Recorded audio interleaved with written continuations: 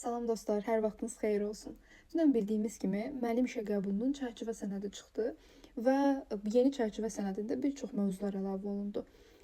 İlk olaraq hər birinizə uğurlar. Ümid edirəm ki, əziyyət çəkən hər kəs bu il istədiyi məktəbdə daimiləşə bilər. İkinci olaraq mövzumuza keçək. Azərbaycan dilindən iki mövzu əlavə olundu. Bunlardan biri müxtəsər və geniş cümlələrdir ki, bu haqda xeyli məlumatımız var. İkinci mövzu isə hiperonim və hiponimlərdir ki, bunlar bizim üçün yeni anlayışlardır.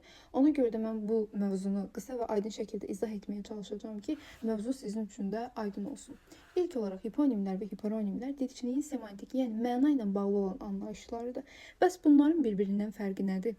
Burada qeyd etdiyim kimi, hiperonimlər daha geniş və ümumi anlayışlardır. Hiponimlər isə hiperonimlərə aid olan dar və xüsusi anlayışlardır.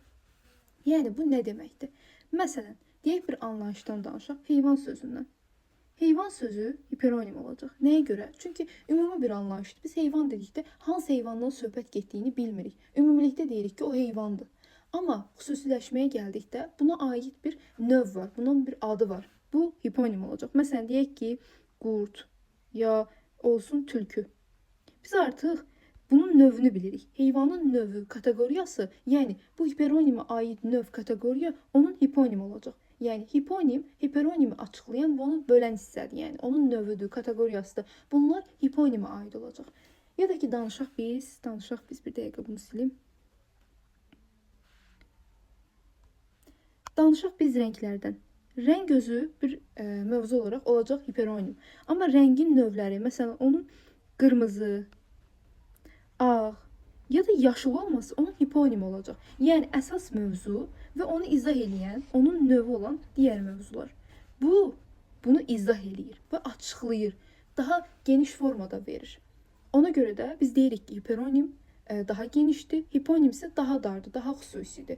Keçək bunu Azərbaycan dilindən bir nümunə deyək buna. Söz birləşmələri.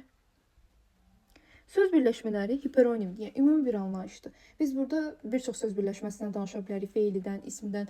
Onun bölünməsi, yəni növü, kateqoriyası artıq olacaq hiponim. Məsələn, deyək birinci növ təyin söz birləşmələri, ikinci növ təyin söz birləşmələri, üçüncü növ təyin söz birləşmələri ya da feili birləşmələr. Artıq bu onun növü olduğuna görə bu olacaq hiponim. Yəni ümumi bir anlayış və onu izah edən xüsusi bir anlayış.